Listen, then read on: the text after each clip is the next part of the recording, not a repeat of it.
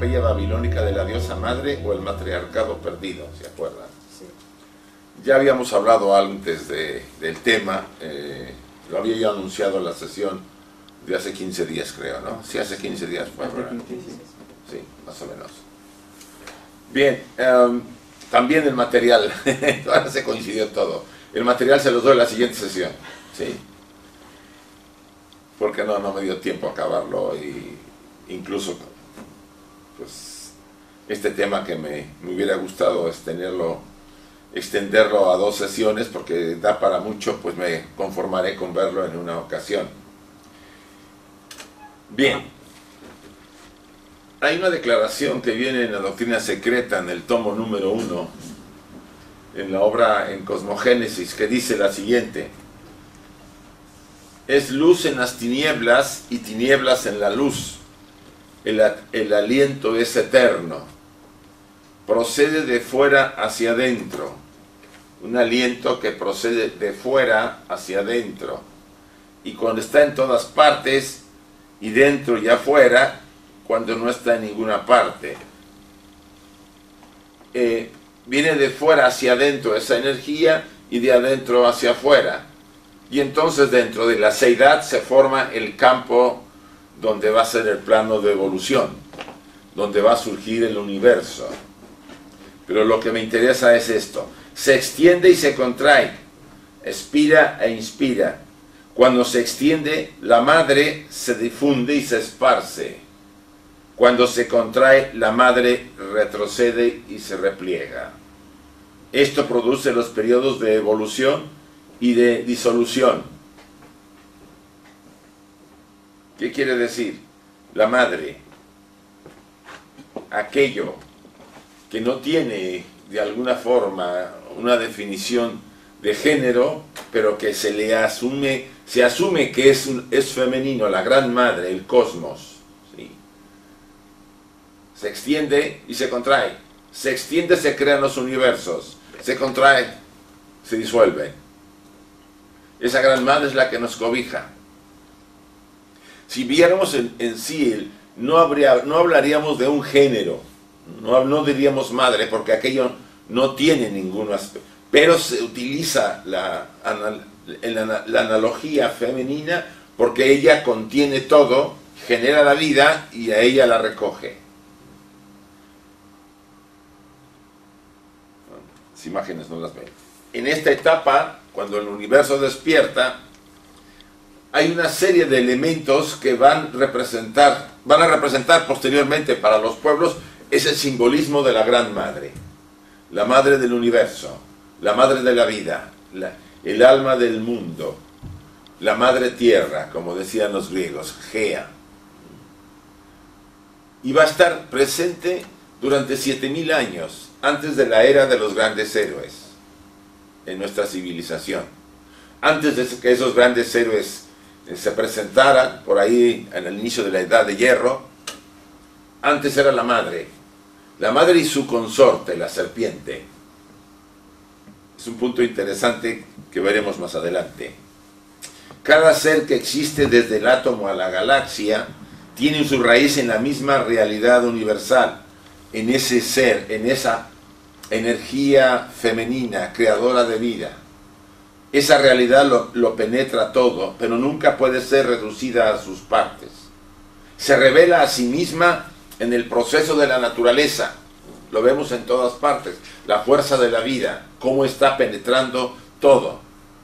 Los cuales son ordenados como un propósito significado. O sea, esa energía tiene un orden, tiene un equilibrio. El antiguo sistema mítico de Oriente, estamos hablando en la cuna de la civilización, en contraste con el posterior sistema bíblico y patriarcal, la madre, o sea, la divinidad, podía ser representado tanto de forma femenina como masculina. O sea, se le representaba como una divinidad andrógina. Realmente tenía más el aspecto femenino, pero también podía tener el aspecto masculino. O sea, no había el elemento separación, lo que ocurre posteriormente. Es la máscara de un principio fundamental y final innombrado del que hemos hablado.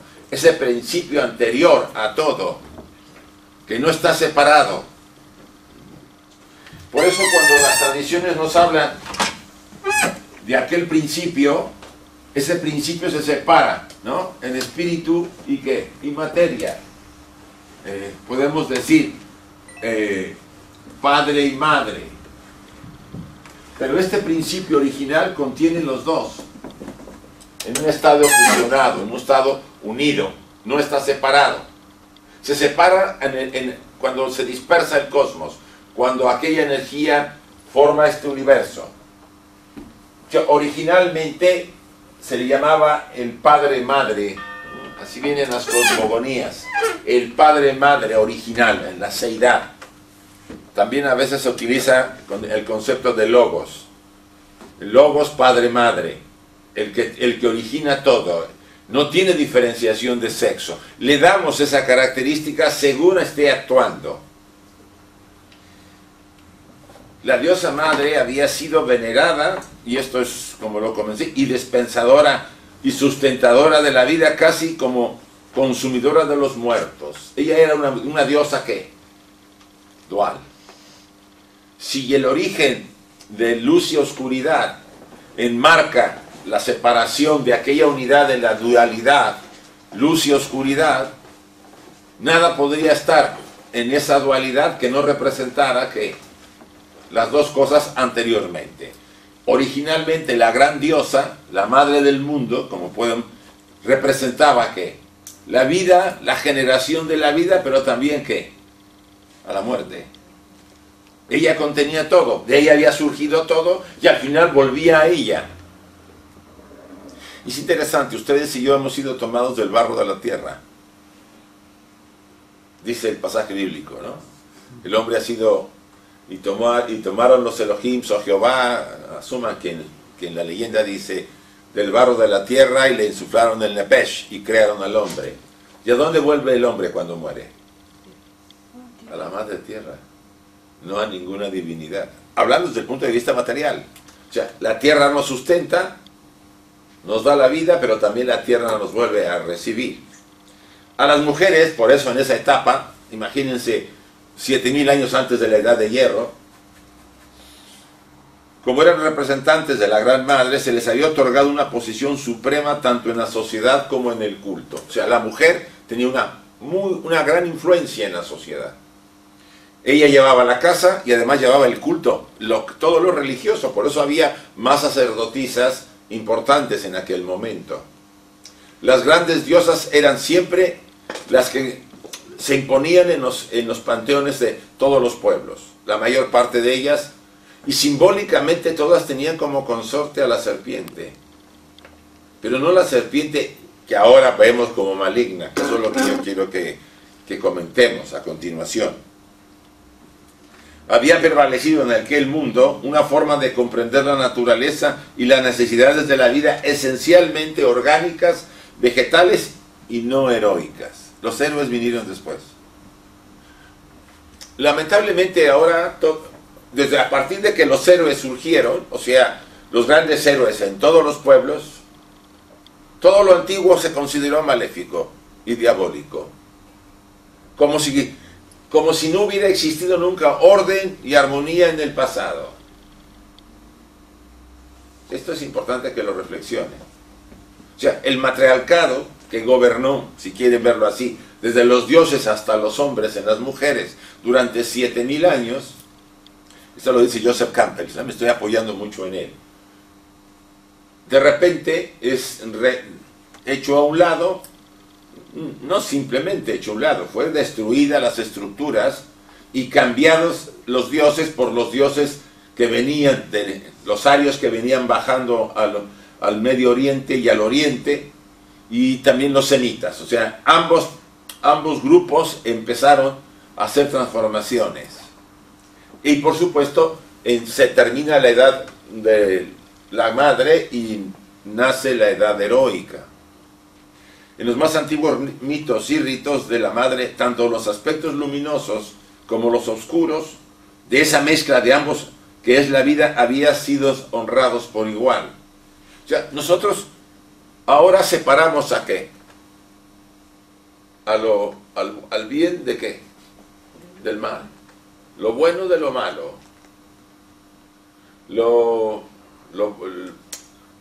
Lo que me gusta de lo que no me gusta.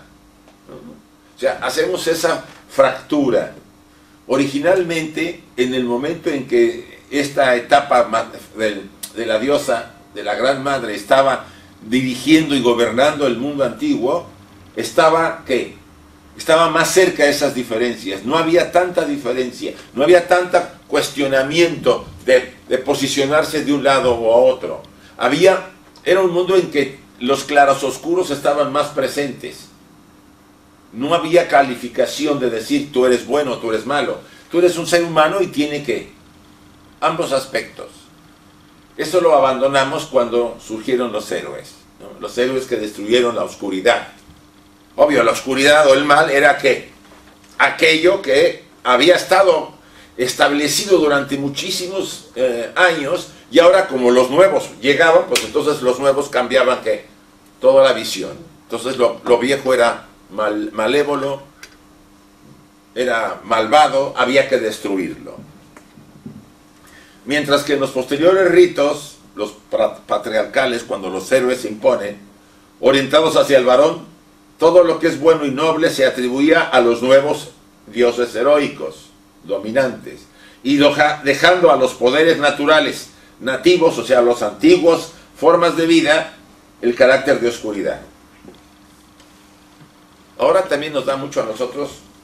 ¿Saben ustedes cómo calificamos a los pueblos, a los antiguos pueblos en Occidente, las religiones monoteístas? ¿Cómo se les califica? Les llaman paganos, ¿sí? Adoradores de dioses, o de muchos dioses.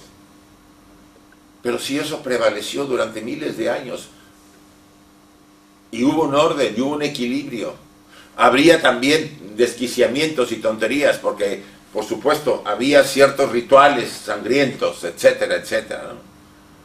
Pero eso estableció, y el mundo se movió en esa fase.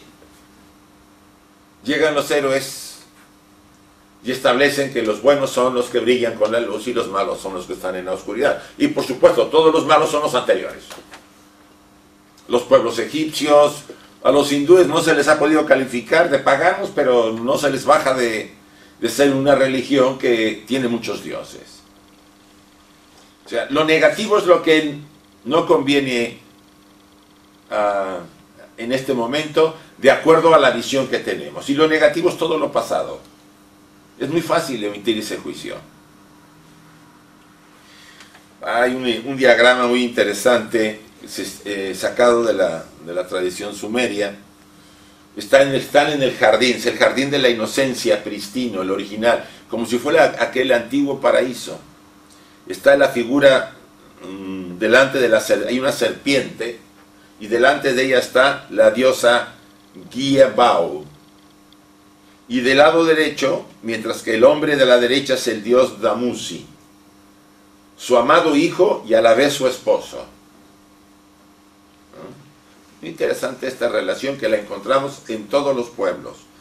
Y es el hijo del abismo, señor del árbol de la vida, el dios sumerio que muere y resucita eternamente. Los grandes dioses de esta etapa eran esposos y hijos de la Gran Madre. Y esto puede parecer un poco sorpresivo, pero está penetrando también en nuestras tradiciones. Y veremos más adelante algo de eso. O sea, aparece ahí el hijo, que es el dios del abismo, que a su vez es esposo de la Gran Madre, la dadora de la vida. Esta relación, y tiene atrás el símbolo de la serpiente, la madre sobre todo. La serpiente tiene una característica. ¿Cuál es la que ustedes notan? ¿O por qué se le utiliza mucho? ¿Se acuerdan? Inteligencia. No. Tiene una característica que, hombre, no me digan que no la conocen. Cambia de piel. Es un elemento importante porque ella se está renovando, ¿sí? Hay una transformación, suelta lo viejo y hay una renovación. Es importante también anotar que las divinidades que también se llamaban serpientes en la India, las grandes serpientes, las sabias serpientes, era un término que se acuñaba los nagas a una agrupación o jerarquía de seres sabios que eran que la sabiduría se le ubicaba como los seres serpiente por la sabiduría que detentaban. De ahí lo interesante de la serpiente y de su valor durante tantos milenios en la iconografía y en la mitología de los pueblos. Vamos a ver el episodio que está el bíblico, el de Adán y Eva, ¿no? Y el árbol. No se dice nada que indique que la serpiente que le apareció y le habló era una deidad.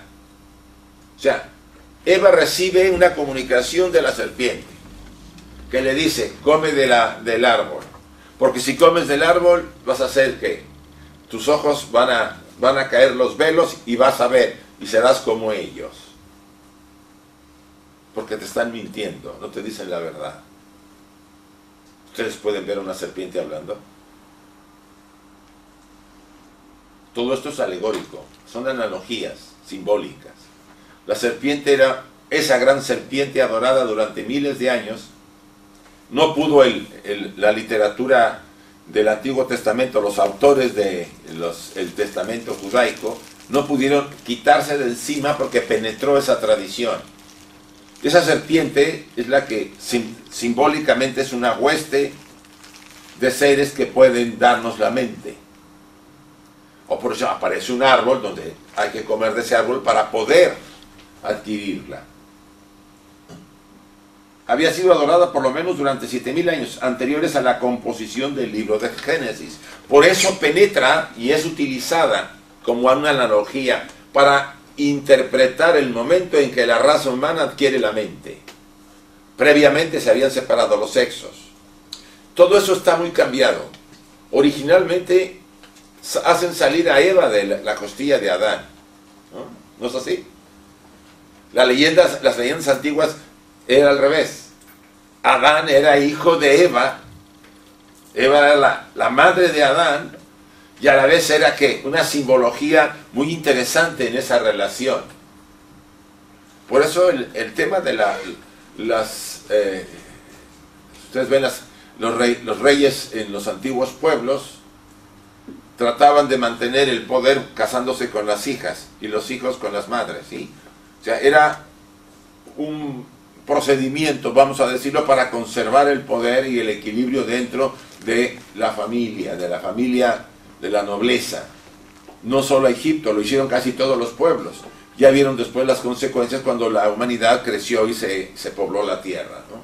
Empezaron a haber alteraciones porque genéticamente ya no era justificable este tipo de prácticas. Pero es interesante que analicemos el tema de la serpiente y el tema de Eva. Vuelve a presentarse el tema de la serpiente en el Antiguo Testamento. Cuando los judíos van en el desierto, ven que los castiga Jehová, mandándoles 40 años para andar ahí peregrinando antes de llegar a la tierra prometida. ¿Y qué ocurre? Pues que los judíos no eran un pueblo, puede ser el pueblo escogido según la literatura judaica, pero pues eran tentados por otros pueblos por los que pasaban junto a esas poblaciones y pronto adquirieron otra vez dioses de otros pueblos. Empezaron a adorar a los dioses de los cananitas o de quien se encontraban por el camino. Porque acuérdense que el Dios del que hablaba Moisés era un Dios invisible, no tenía forma, no se le podía representar. Y a un pueblo primitivo, no desarrollado, pues necesitaba ¿qué? Formas. Darle forma a lo que yo puedo ver para poder entonces asumir que ahí está la divinidad. Una de esas Jehová se molesta mucho con su pueblo y les manda un azote de serpientes que les mordían y los mataban. Hubo una muerte de 3000 judíos durante ese periodo como castigo, porque Jehová se molestaba. Moisés oró, pidió, y dijo, Jehová se arrepiente, y le dice a Moisés, construye una serpiente de bronce, y todo aquel que ha sido mordido cuando la vea se le quitará. Volvemos al tema de la serpiente. ¿Sí? Parece que Jehová tiene algo que ver con las serpientes. O por lo menos no está tan alejado. Todas esas partes uno debería verlas de varias formas. ¿A qué me lleva este concepto? Que si hemos calificado, porque la tradición cristiana católica ha calificado a la serpiente como el demonio, porque es así, ¿no? El pecado original tiene que ver con la comida del árbol del bien y del mal. El analizarlo a fondo, uno va a encontrar que esa simbología pues adolece de ¿qué? De sustento, porque los antiguos mitos y tradiciones soportaban de otra manera a ese elemento, al esposo de la gran madre, la mujer serpiente, el hombre serpiente. Hay una imagen también que muy interesante donde está la diosa Demeter en sus mitos, en sus rituales de Eleusis en Grecia. Está sentada con su hijo, Pluto. Y a un lado se ve una especie de templo y sale una gran serpiente del templo. Este era un votivo que estaba mucho en el templo de Eleusis, cerca de Atenas. Hay unos 20 kilómetros de Eleusis a Atenas. Y durante 2000 años fue el centro de iniciación mistérica en Grecia más importante. 2000 años. O sea, estamos hablando de grandes tradiciones que no podemos decir que porque ya son anteriores a las tradiciones monoteístas, son las malas y son los endemoniados, y los que estamos ahorita somos los buenos. ¿Sí ven? Quiero que comprendan ese punto. Y también que el patriarcado o los héroes que triunfaron sobre esas oscuridades, que eran las malas, según los autores de todos estos relatos de los héroes, destruyendo a la serpiente y a todas esas estructuras paganas, que después les tocó a ellos, porque así fueron los griegos, ¿no?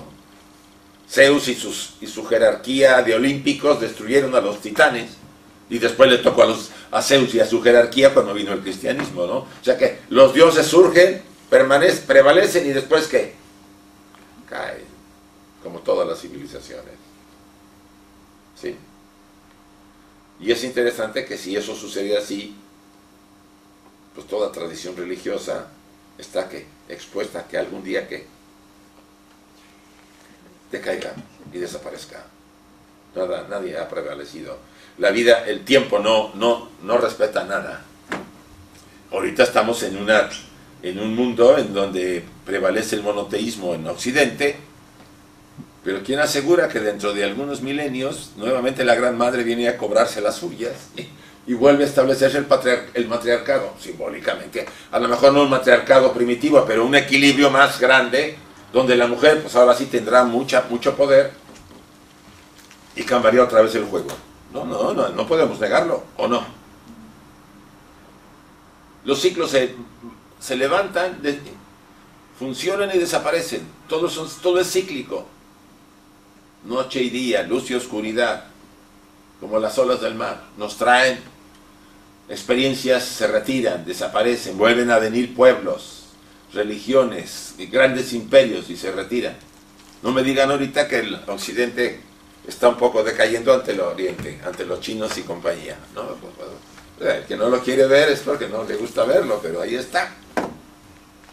Y no sería raro que en un siglo, que a lo mejor no lo vemos ustedes y yo, quien prevalezca como imperio, o sea, como gran potencia mundial, sean los chinos o pueblos del Oriente, porque antes, los 20 años, 30.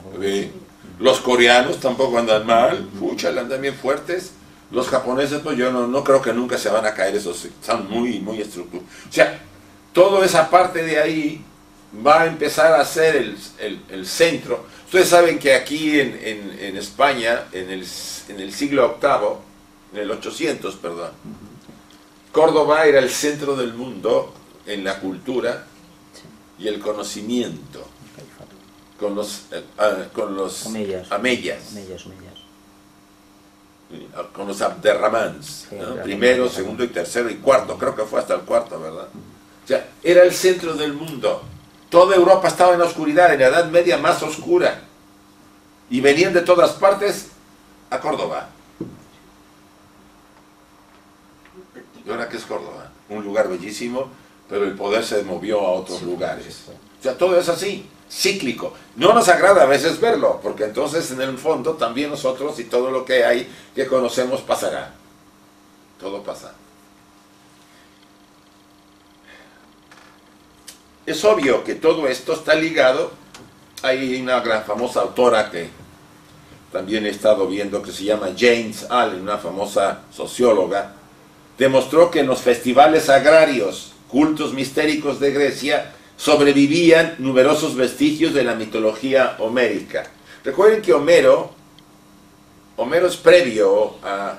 es un autor que aunque escribió sobre el, creo que 800 o 1000 antes de Cristo, pero él relata mitos o referencias de 2 o 3 mil años antes, porque la epopeya de la Ilíada y la Odisea, ¿no? Por lo menos la guerra de Troya, pues se le ubica entre el 2000, en la época de hierro, ¿no? Los héroes, ¿no? Acuérdense, los principales autores de esa lucha fueron los héroes que posteriormente se hicieron cantos y se hablaba de muchas cosas en aquella, se escribió muchísimo, y todos los gobernantes querían imitar a los héroes, como a Héctor, como a... ¿cuál era el otro? El del talón, Aquiles, no por el talón, siempre me acuerdo, Ulises, etc. Fueron los héroes, fueron los ejemplos para muchas generaciones de gobernantes posteriores. Y antes de ellos, ¿quiénes estaban? Las grandes sacerdotisas, las reinas, que gobernaban todo el mundo. Ellos vinieron a hacer el cambio, como era natural en parte. El lugar de honor no lo ocupaban los dioses masculinos en aquella época, sino una diosa oscuramente ominosa, y era la madre de tanto de los vivos como de los muertos. En parte por eso nos puede parecer difícil de entender, no es difícil de entender por qué los héroes destruyeron a la gran diosa. Tenía ciertos ritos bastante complicados, había sangre de por medio por lo general, sacrificios humanos, por ejemplo en Creta, cuando la isla esta tuvo muchos, pues, ves que fue destruida por temblores, que tuvo problemas. Se ha descubierto, y esto lo estaban pasando apenas en internet, no en la tele, en un programa, que una de las últimas sacrificios humanos se estaba haciendo cuando se les vino encima el templo, y por eso se supo de este sacrificio que había estado llevando para aplacar a las fuerzas que movían a la tierra. O sea, no podemos negar que aquella época tenía el elemento sangre. Bueno, todos los pueblos lo han tenido. ¿Ven un vestigio de eso? ¿Cuál creen que tienen? Todavía se practica acá ahora como un ritual. Aquí en Barcelona ya no, pero fuera de Barcelona sí. ¿Qué creen que sea? Un ritual sangriento. Los toros. Los toros fue un ritual practicado en Creta desde toda la tradición minoica. Tenían a los toros, tenían unos cuernos como símbolo de poder. El toro es fuerte, es una gran energía, y hablaban de esa fuerza. Incluso se veían a las mujeres, no a los hombres, desnudas hasta el torso, brincando a los toros, como hacen algunos toreros ahora, que es un tipo de toreo antiguo, ¿no? Que se suben en una silla, viene el toro y pegan una marometa. Las antiguas sacerdotisas hacían eso. No había hombres de por medio, salvo cuando se sacrificaba al animal, porque se le llegaba a sacrificar, para que la sangre sirviera para ¿qué?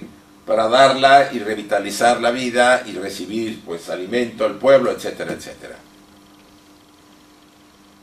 Ahora el vino es la sangre, ¿no? Y la hostia es ¿qué? El cuerpo del Dios. Eso es lo mismo que hacían las antiguas tradiciones, se tomaban simbólicamente la sangre de los animales, ya transmutada por magia como sangre del Dios, y su cuerpo, se comía la carne del animal como símbolo de sacrificio. Los aztecas se abrían la lengua, se la cortaban y se metían un lazo, sangraban, juntaban la sangre y la llevaban al templo como una ofrenda. Lo que hoy vamos y dejamos nuestras moneditas, pues está mucho mejor que llevar y sacarme sangre o abrirme o cortarme algo para llevarlo como ofrenda. Los mayas también lo practicaron. Si su consorte de esta divinidad, de esta gran madre, tenía forma de serpiente y sus ritos eran de espíritu, sí, oscuro y lleno de terror. Eso es lo que hace ahora a nosotros difíciles de entender que hubiera prevalecido tantos milenios esa tradición. Las ofrendas eran de cerdos, o sea, en el Eleusis se llevaba un cerdito, ¿no? En la primera fase de los misterios del Eleusis, los mistai, que eran los que se iban a iniciar en Grecia, en Atenas, iban al río Ilisos con su cerdito y se bañaban con él, ¿no? Imagínense ahí a Platón y a Sócrates metidos en él, porque ellos se iniciaron, ¿no? Y la gran cantidad de reyes y filósofos. Era la religión oficial. Imagínense, es como ahora, ¿no? Que vemos a gobernantes que van a las iglesias, pues imagínense esa época, ¿no? Con su cerdito en el río bañándose, salían con el cerdito, iban a la gran ceremonia, sacrificaban, traspasaban sus pecados simbólicamente al cerdo y después lo sacrificaban. No es muy lejos de lo que hacemos ahora. Sí, pero es que en realidad es lo mismo que Tauro, porque es traspasar la personalidad Sí. al animal, matar el animal, es decir, mato al animal Y yo me libro de mis problemas. y me libero como alma. Sí. Es una historia. Que no nos absuelven. Bueno, eso es una práctica, probablemente una práctica original que tuvo un contexto diferente, pero ahora ya no lo veo tanto, porque parece que a las iglesias va poco la gente a confesarse, ¿no? Hay mucha gente muy poca, ¿no? Ha de ir alguna, pero a ti te absuelve de algo que básicamente contradice, por ejemplo, un pasaje de Pablo donde dice, el que siembra espinas, que recoge espinas, el que siembra rosas, recoge rosas. Nadie engaña a Dios. Entonces, si a mí me va a absolver alguien, cuando en otro pasaje dice que nada me va a absolver, sino que a la palo dado a Dios lo quita, la ley kármica me lo va a cobrar, pues como que hay algo, que es uno de los puntos que yo les comentaré al final. Hay una especie de contradicción. La literatura bíblica, tanto en el Antiguo, más en el Antiguo que en el Nuevo Testamento, por un lado apelan al corazón en algunos aspectos, pero sobre todo también apelan ¿a dónde? A la cabeza. O sea, hay una especie de fractura. Una fractura que no puede evitarse porque trae esa contradicción a la literatura. Ante los héroes o divinidades masculinas que separaron el bien del mal, la mente de la materia. Porque todo lo que es físico y material es materia. El corazón, todo aquellas emociones y todo, no se puede controlar. Es demoníaco. ¿Por qué creen que en la Edad Media persiguían a los que se reían o estaban contentos? O sea, debía haber todo el mundo estar serio, sin reírse. ¿De acuerdo a la Inquisición que bien estuvo dando? Porque la gente no vivía acorde a un perfil de no sentir, de estar totalmente y centrados en el intelecto, ¿no?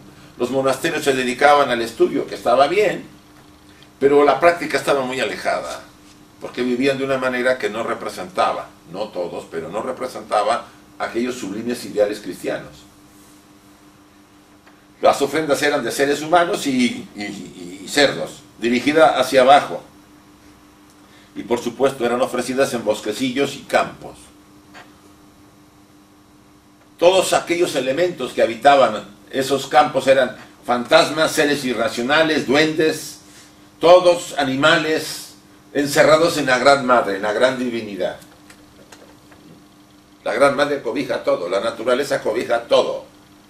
Y contiene el bien y el mal, la luz y la oscuridad, la vida y la muerte. Los héroes dijeron no, la vida está por acá, la muerte está separada. Aborrezcamos a la muerte y nomás estemos en la luz. Es nuestra herencia y nos ha desquiciado. Yo no digo que sea negativa toda, ni tampoco sea muy buena la anterior, pero no podemos separar ni fracturar, porque va a haber una revancha de la parte interior de la Gran Madre por haber separado el bien y el mal. Debe volver ¿a qué? acercarse lo necesario. Una forma de Zeus, que también la imagen olímpica fue conocida como Melichios. Recuerden que Zeus fue uno de los grandes héroes, de los que le arrebataron a los titanes el Olimpo, bueno, arrebataron el poder.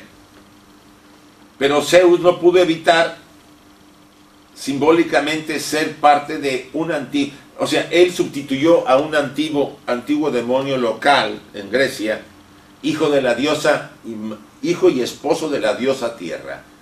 Entonces aparecía en cierta etapa a Zeus como una gran serpiente, acordándome de la serpiente del desierto. Su culto fue en el Pireo por el supremo dios conquistador del panteón ario del norte. O sea, este dios, por un lado, era parte de los héroes que habían desbancado a la Gran Madre y sus animales horrendos y toda esa cantidad de ritos demoníacos, pero él también aparece como serpiente, porque él sustituye un antiguo rito. O sea, no desaparece el antiguo rito, sigue estando sumergido. Y él también desaparece cuando viene la tradición cristiana. Y la tradición cristiana no puede evitar ¿qué? Absorberlo.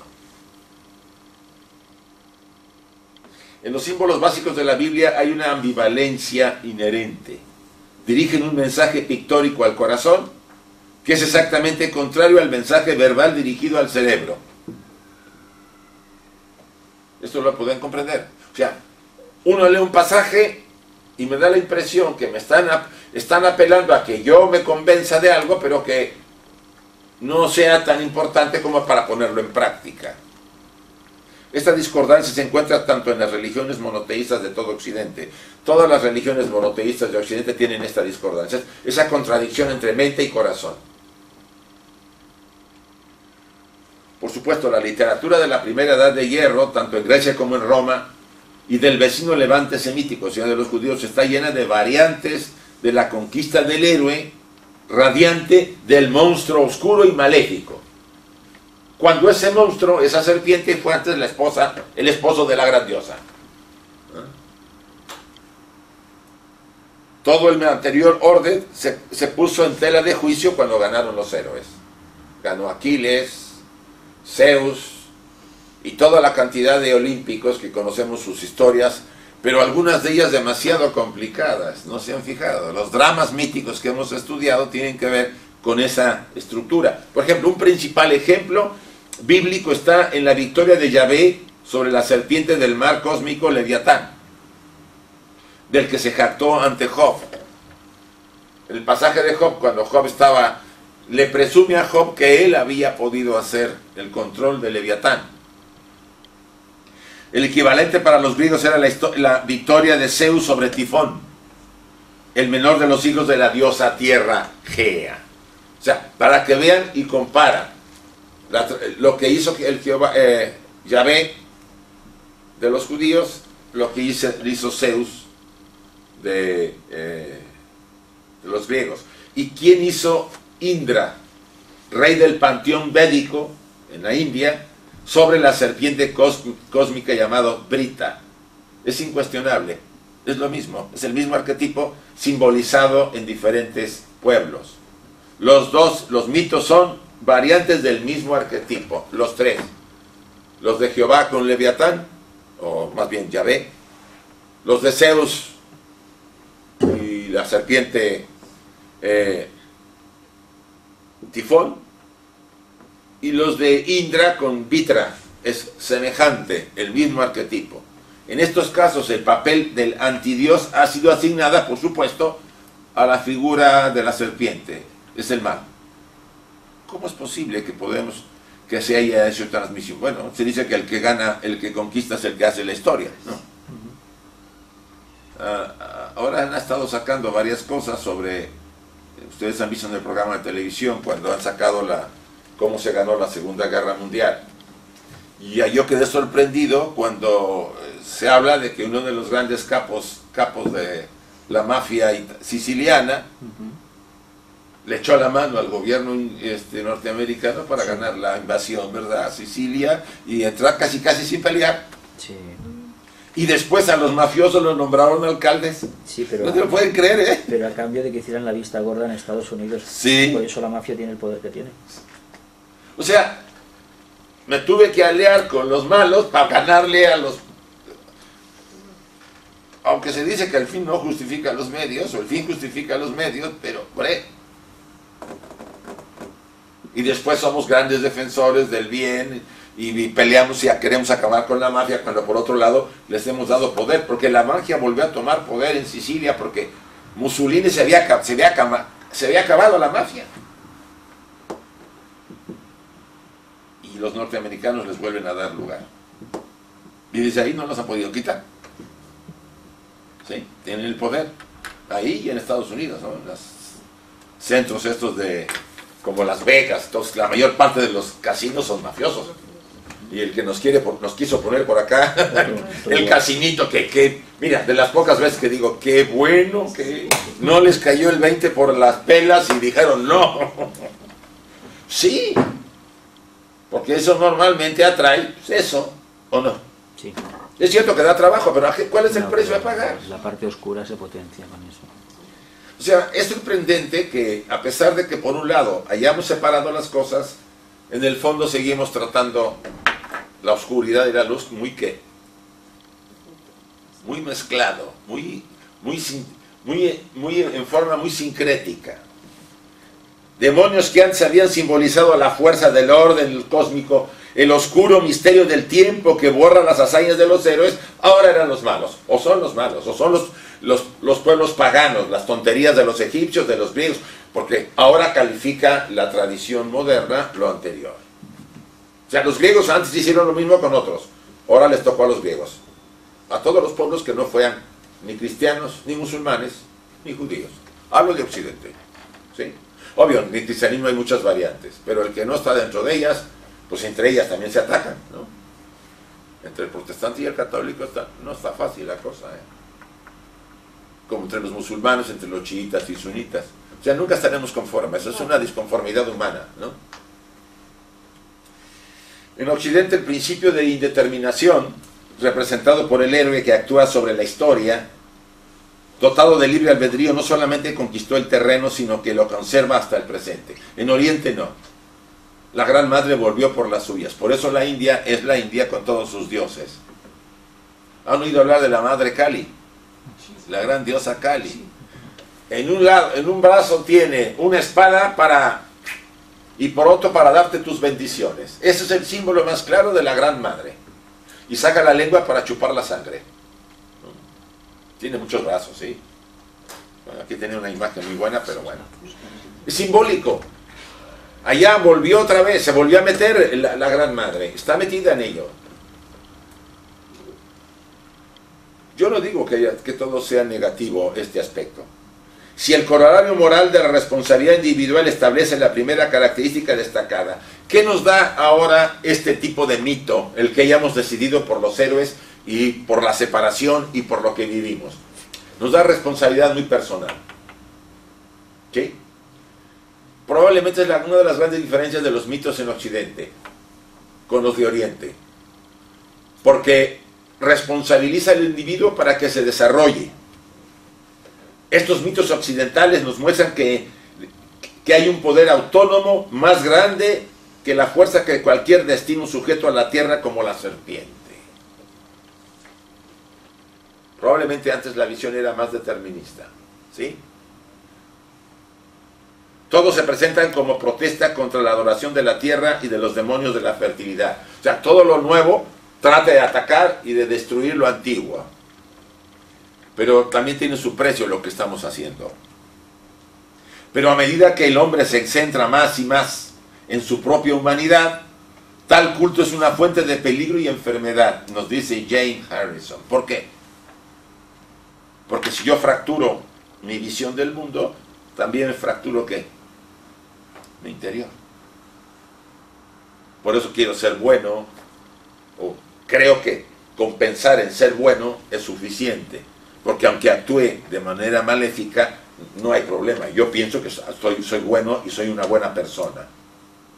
O sea, no hay responsabilidad, no hay coherencia, y eso Si tenemos que recuperarla, tendremos que girar otra vez y ver a Oriente, que ahí está nuevamente el equilibrio de la fusión entre la luz y la oscuridad.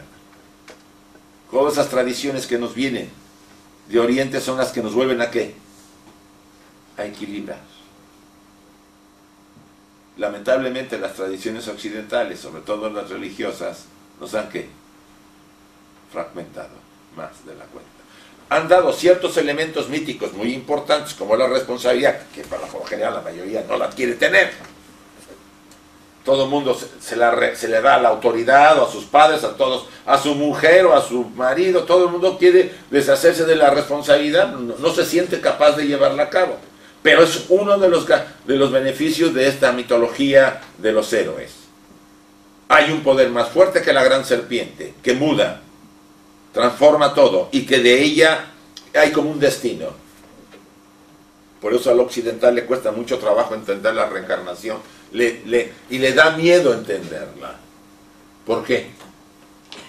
Porque todo su, entre comillas, individualidad y toda su aparente libre albedrío queda sumergida, queda borrada con esta gran enseñanza. No es que no, en el fondo no considere que es posible, sino que tiene miedo que sea así, porque ahí donde está toda su independencia e individualidad. Está sometido a fuerzas que no puede controlar, y no significa eso que sea así, porque las tiene que transformarse para estar sobre de ellas, y no queremos, porque no queremos ser responsables, queremos seguir sometidos a la Gran Madre. Verbigracia, nuestra pareja, por eso lo decimos mamacita. ¿Se han fijado? El poder de la madre en la sociedad es inmenso. Acuérdense que el Edipo no es tan fácil de vencer. O sea, esas fuerzas misteriosas, malignas del pasado que creímos que hemos destruido han vuelto. Pero ahora vienen en su lado oscuro y nos cobran. Nos cobran ¿por qué? Sin embargo, no se puede evitar sentir que existe algo forzado en todas estas viriles actitudes morales de los dioses que triunfaron, de estos dioses resplandecientes y justos, bienhechores de las escuelas bíblicas, así como de las grecorromanas. Porque por venganza o por compensación, la vida última y por tanto la profunda espiritualidad y el interés en los mitos en los cuales figuran, continúa apoyándose en la Gran Madre.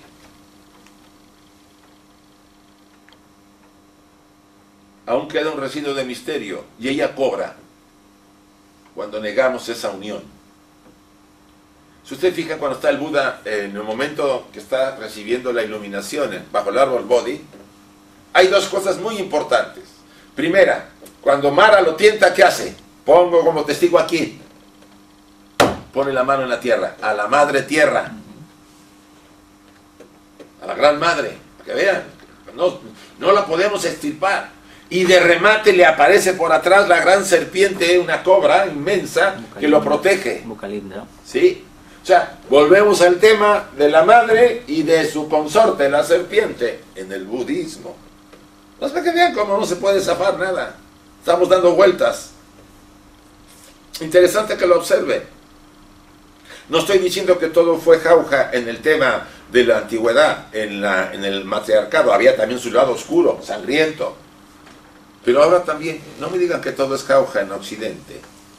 Estas religiones que hemos desarrollado a partir del monoteísmo judaico, porque somos hijos de esa tradición, las dos que han derivado de ahí, han traído ¿qué? Un desarrollo, sí, ¿a costa de qué?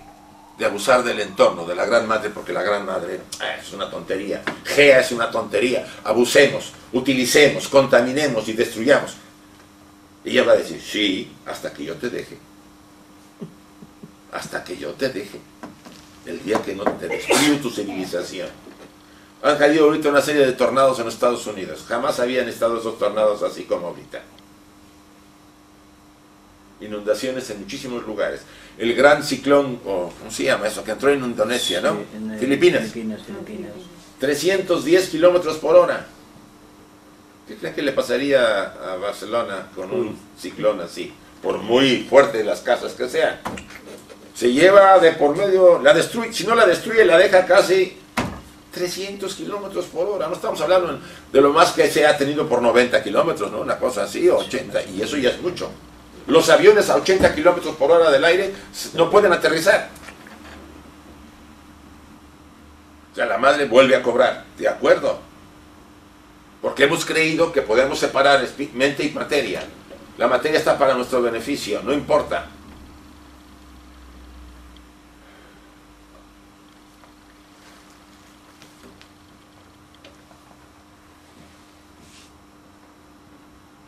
De Kali nacen todos los seres del universo.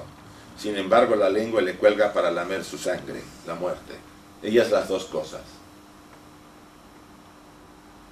Hay una interesante leyenda de Tiresias, narrada por Ovidio. No sé si la conozcan.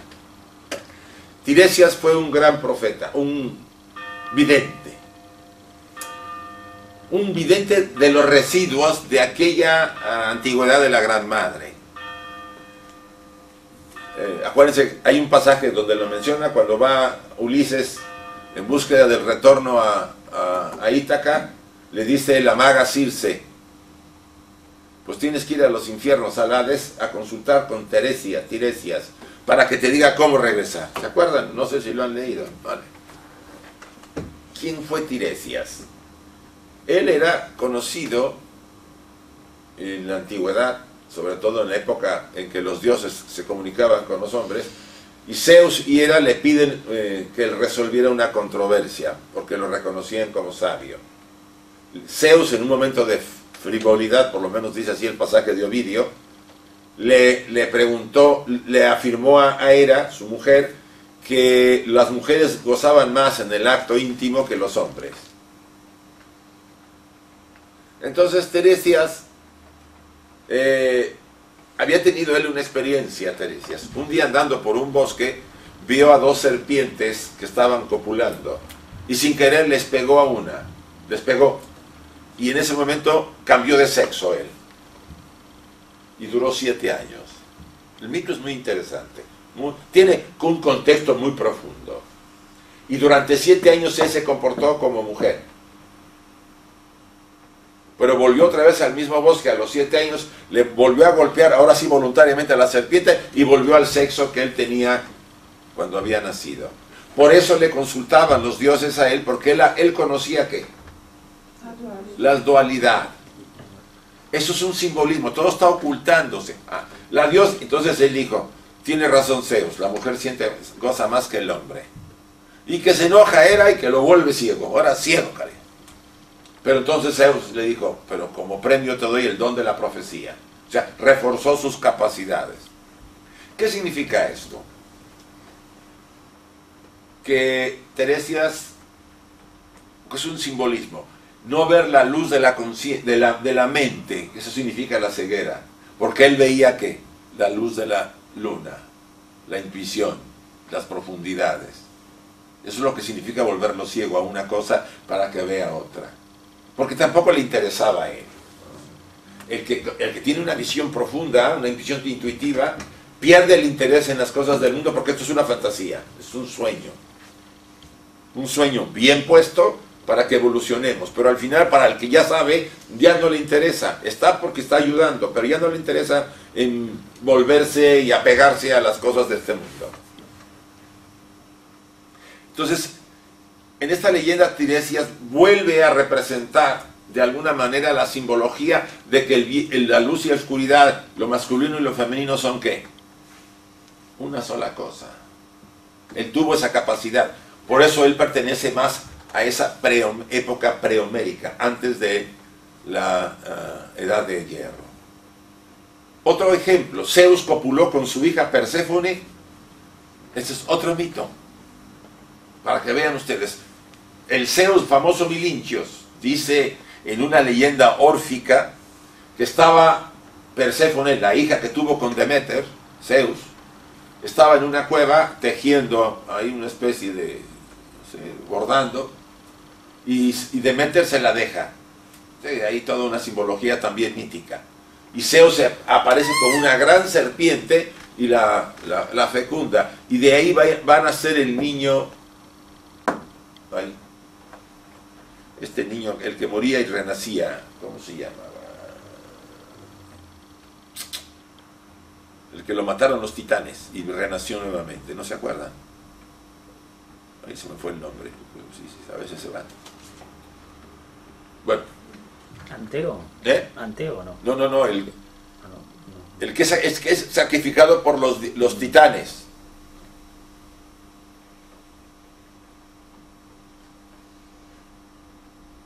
Bueno, ya me acordaré y ahorita les digo. Entonces, otra vez Zeus como serpiente, ¿no? El dios de los héroes. El punto de vista patriarcal se distingue de la visión arcaica porque separa los dos pares de opuestos que ya hemos dicho.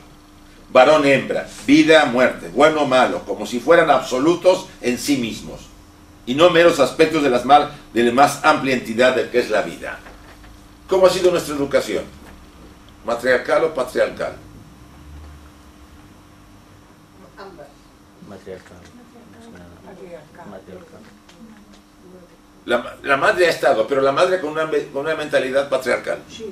Porque la madre nos ha dicho, tú te tienes que portar bien y no sé qué, o no. O sea, cuando se ha separado los aspectos, es una visión patriarcal de los dioses que se impusieron y que en Occidente se quedaron. En Oriente no, volvieron a fusionarse. Vamos a hacer una analogía muy interesante. En la leyenda cristiana, esta tiene lo suyo, deriva del mismo antecedente arcaico. Recuerden que a María la fecunda el Espíritu Santo, ¿no es así? Se le acerca a la Virgen en forma de paloma, dice esta leyenda, y por un oído la fecunda. Así lo dice la leyenda. Dios Hijo nació en el pesebre y murió y resucitó, ¿no es así? También como todos los dioses, hijos de dioses, serpiente, porque la paloma es un símbolo de la gran diosa, la serpiente y la paloma. Hay pasajes donde dice el Maestro Jesús, Sé suaves como palomas, astutos como serpientes. sé suave como paloma, suave como paloma y astuta como serpiente. No resistáis al mal. O sea, hay pasajes muy interesantes que nos vuelven a decir las combinaciones de esos elementos. O sea, esta analogía no puede evitar, o sea, las tradiciones modernas que han dado origen a las nuevas religiones no pueden evitar la influencia de esta antigua tradición de la Gran Madre del pasado. Se han filtrado, vamos a decirlo así. O sea, la Virgen que tiene un hijo fecundada por un dios. Aquí no aparece una serpiente, aparece una palomita. ¿Sí? Pero al final es una de las formas de la Trinidad, ¿no es así? Teóricamente eso nos puede llevar, y la palomita era un símbolo de Afrodita, la llevaba Afrodita en sus manos, como llevaba la serpiente en la otra. O sea, serpientes, símbolos, y la paloma, símbolo de la gran madre de la antigüedad, la diosa Gea. Para que vean cómo se ha filtrado estos mitos antiguos. Bien, quiero concluir. ¿Cuál es el resultado de esto que hemos hablado esta tarde? Vivimos en una época en donde el aparente patriarcado, o sea, la educación a la que se ha impuesto Occidente, nos ha dado una gran cantidad de beneficios para el desarrollo de esta civilización, sobre todo en el campo de la tecnología y de la materia. Pero nuestra mente, a pesar de todo este desarrollo, con nuestra conciencia, no en nuestra mente, nuestra conciencia, como seres humanos estamos como hace 1 millón de años. No ha evolucionado lo necesario, porque somos capaces de destruirnos entre nosotros por la más nimia situación. O sea, algo no está armónico, algo falta para volver a equilibrar lo que ha ocurrido en Occidente, que también ya por influencia de Occidente en Oriente también están padeciendo algo parecido. La India, ¿quién iba a pensar?, está siendo muy influida por los norteamericanos. Necesitamos nuevamente reconocer que aunque una parte de esta herencia mítica de los griegas, que es la que más nos ha formado, nos ayuda a crecer y a desarrollarnos, y ha propiciado de alguna manera todos estos movimientos, las grandes tradiciones religiosas que tienen su lugar y su valor, adolecen de contradicciones y de la falta de esa antigua tradición de la Gran Madre como influencia para equilibrar esa ruptura que hemos hecho en Occidente y también en Oriente.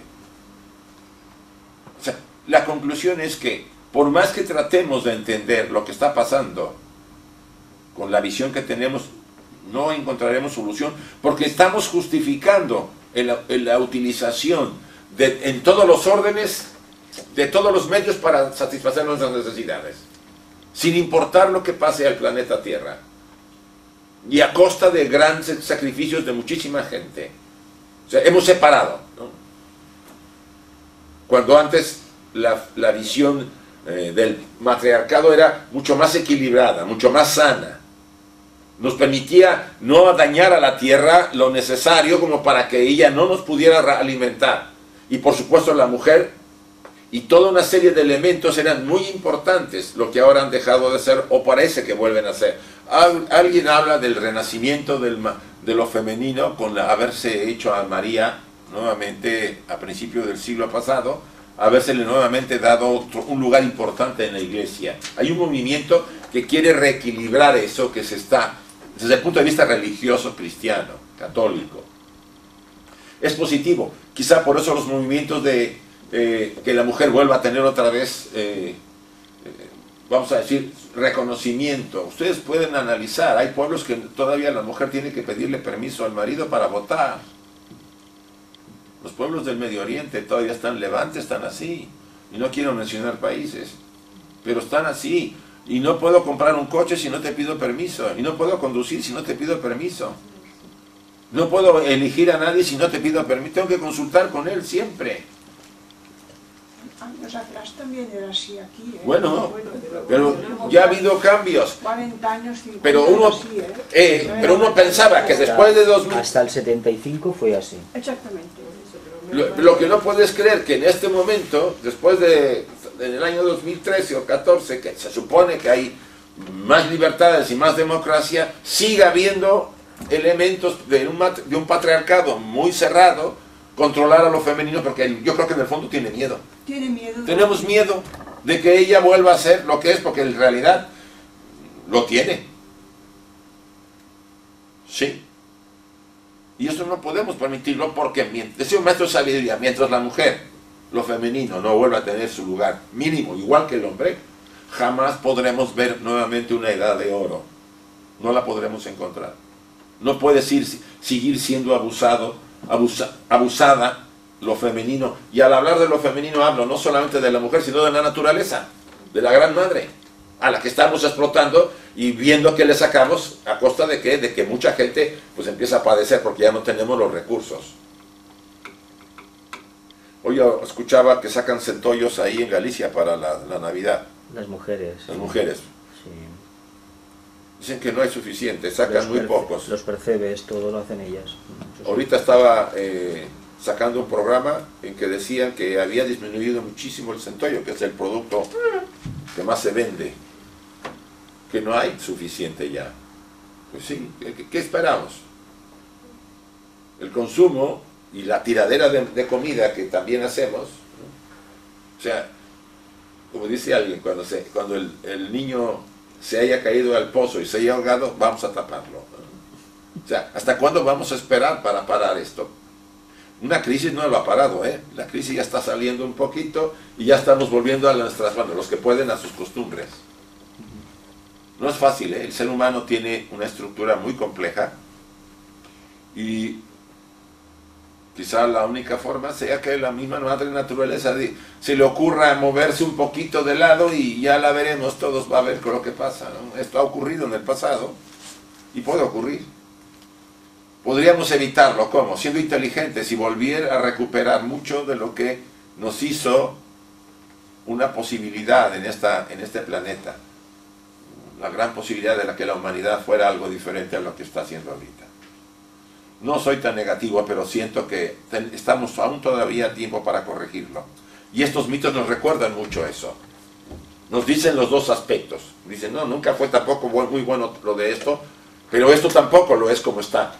Algo ha faltado, hay que equilibrarlos, como decía el Buda, el camino medio, ¿no? Inteligentemente. De lo contrario, pues sí, ustedes y yo todavía estamos gozando, pero ¿y sus hijos? Y no vayamos muy lejos, ya los hijos que tienen ahorita, los que tienen hijos, ya la van a ver negra. Cuando el agua lo vendan, con la venda como el oro. Un garrafón de agua no va a costar €1, va a costar 100 euros o más. ¿Por qué no va a haber agua potable? Porque estamos contaminando tremendamente los ríos con esos plásticos. O sea, todo esto, la conciencia ecológica la da la Gran Madre, porque ella es la ecología, ella es la vida. Y la estamos pateando, la estamos lastimando. Y los mitos nos dicen, cuídalo. Esto no es nuevo, ¿eh? Parece que volvemos a repetir lo que hace miles de años se hizo. Y tú dices, acuérdate de las lecciones del pasado. Me la hicieron, se las hice. El Imperio Atlante no sucumbió porque sí, sucumbió porque los humanos estábamos haciendo barbaridades. Y los siguientes imperios que conocemos ya en la historia occidental, pues han sucumbido porque cuando han perdido el control se ha ido todo se ha desbocado. Entonces estamos a tiempo, los mitos nos dan grandes lecciones, nos enseñan tienen grandes verdades, vamos a decir, entre estas analogías y simbologías que nos pueden servir para poder recuperar el lugar que tiene la humanidad. Es un lugar maravilloso, pero que hace tiempo perdimos la orientación.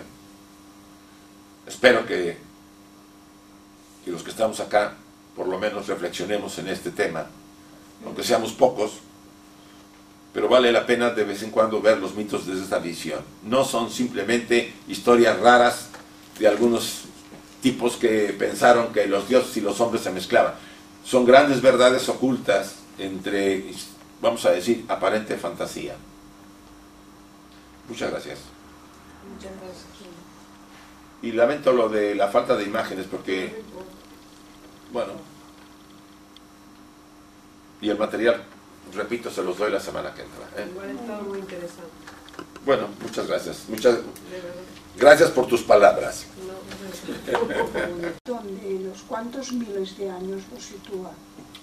La Isla Blanca, la que Platón menciona, la Isla Blanca era un continente, bueno, Atlántida era un continente, se fue hundiendo desde el año 800.000 antes de Cristo. Pero había lo que quedaba, que lo que habla Platón, la parte de la isla que habla Platón, la famosa isla redonda con entradas, en el 8.000 años antes de Cristo fue destruida, más o menos. 8.000 años. 10.000 años ya. Ya tiene 10.000. Fedro, creo que en el Timeo lo habla. Sí. Y antes había habido también otra civilización. La Lemur. La de los Lemur. Ayer estaban sacando un programa sobre lo de la isla de Pascua. Estaban discutiendo, porque algunos científicos les ponían fechas de, no, pues los construyeron sobre el 1500 antes de Cristo. Pero le hicieron descubrimientos y excavaron, y las figuras tienen 17 metros de altura. Entonces el sedimento las ha ido tapando, y ahora nomás se ve ese pedacito, que la cabeza para arriba. Pero son mucho más. Y dice que por esa razón, las imágenes estas tienen miles de años, porque para que el sedimento en las partes altas donde están hubiera llegado a cubrirlas, pasaron varios milenios, no 1500 años. Entonces están revisando la historia de esta. Sí, pero no lo reconocerán. No, es muy difícil porque, ¿saben el problema de la mayor parte de la comunidad científica, sobre todo muy materialista? Que para ellos antes de la civilización occidental no hubo nada, éramos todos, andábamos pegándole matando animales con piedras. Mira, los arqueólogos judíos tienen por norma que cuando hacen una excavación en la zona en Israel, todo lo que no concuerde con el Antiguo Testamento lo destruyen. Ah, pues sí. Todo. En Nínive se cargaron todo lo que había porque no coincidía con el Antiguo Testamento ni con las fechas que daba el Antiguo Testamento. Porque para ellos es Dios el Antiguo Testamento. Y el Antiguo Testamento fue escrito, bueno, ya no quiero entrarle tanto ahí a la pelea, pero la realidad es que también los cristianos han hecho lo mismo con los evangelios. Ah, no, bueno, esto ya. Evangelios que estaban escritos como el libro de el evangelio es Mateo, Marcos, Lucas, Juan. Juan. El de Lucas o el de Juan. Estaba escrito en arameo cuando San Jerónimo lo tomó. Lo buscó en la biblioteca de Cesarea y lo pidió prestado para traducirlo del arameo al griego, que eso era la costumbre. Y le escribe a este otro padre de la iglesia que estaba en Egipto, San Alejandro, creo. Estaba en Alejandría. Y dice, oye, he conseguido el libro de Juan o de Lucas o Juan para traducirlo. Es un libro que lo estudian los del cabello largo, como llamaban los nazarenos. Los nazarenos. Era el libro de cabecera de los nazarenos. Me lo han prestado, ¿vale? Y lo estoy tratando de traducir, ¿vale? Hay otra carta, la siguiente. Trato de traducirlo, pero no puedo. Viene en clave. Los libros de ese tipo venían siempre cerrados. ¿Qué quiere decir? Que estaban ocultos la enseñanza. Sí, como encriptado.